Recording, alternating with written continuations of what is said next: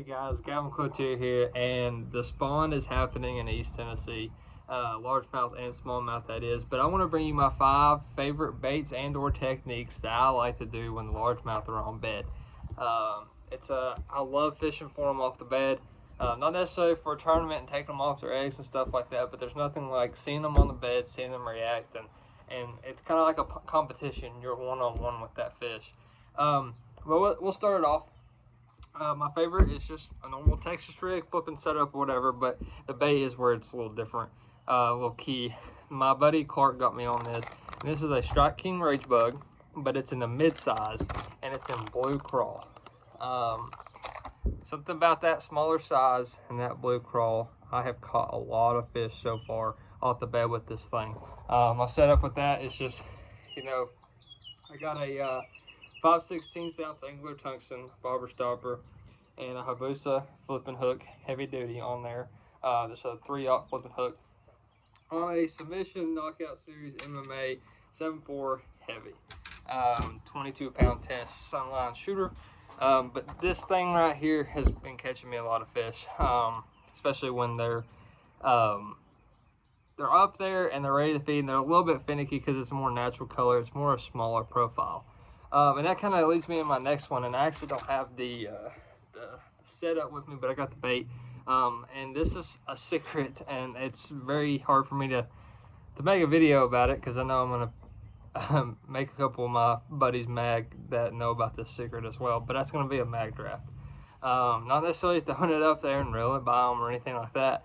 I actually like them on a bed. How this thing falls and the way it kind of sits on the bottom like this, I have seen fish get locked on that was not even close to being locked on at all. And that's what I was gonna say. I don't catch a lot of fish on this. Now I have, they'll come up and hit the side of it, right there where the hook is, but I do this more to piss it off.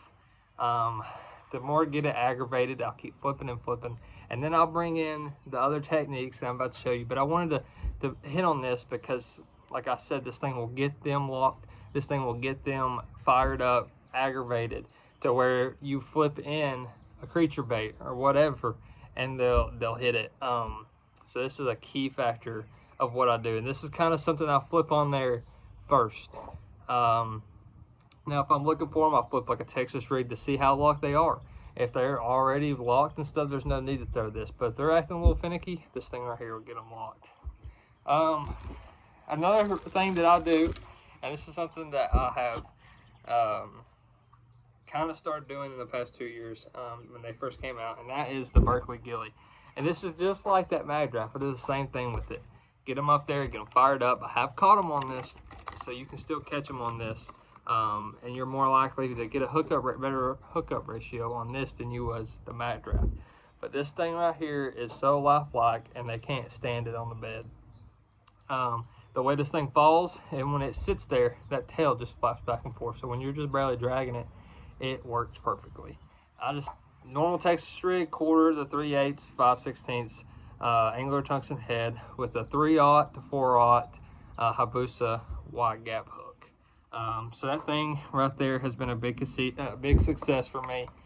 Getting them fired up, getting those fish that are a lot more smarter, because down here where we're at, the big ones are very smart. They've been flipped at, they've seen a lot of different baits on their bed, so when you try to give them the most realistic thing you can, it will definitely help your success of actually getting that fish to be interested in your bait. The next thing I like to throw is a Nico rig. I got 2 baits that I like for a Nico rig, and I'll just show you my setup here. This right here, get this thing on. This is just a Hayabusa wacky worm weedless. I got an angler tungsten Nico weight in there, and this worm right here is the Big Bite Bait Sensation worm, the clip hanger, green pumpkin chartreuse. I really like this one, and the other one I like is the Nico Crawler by Daiwa, by Yamamoto and Daiwa together.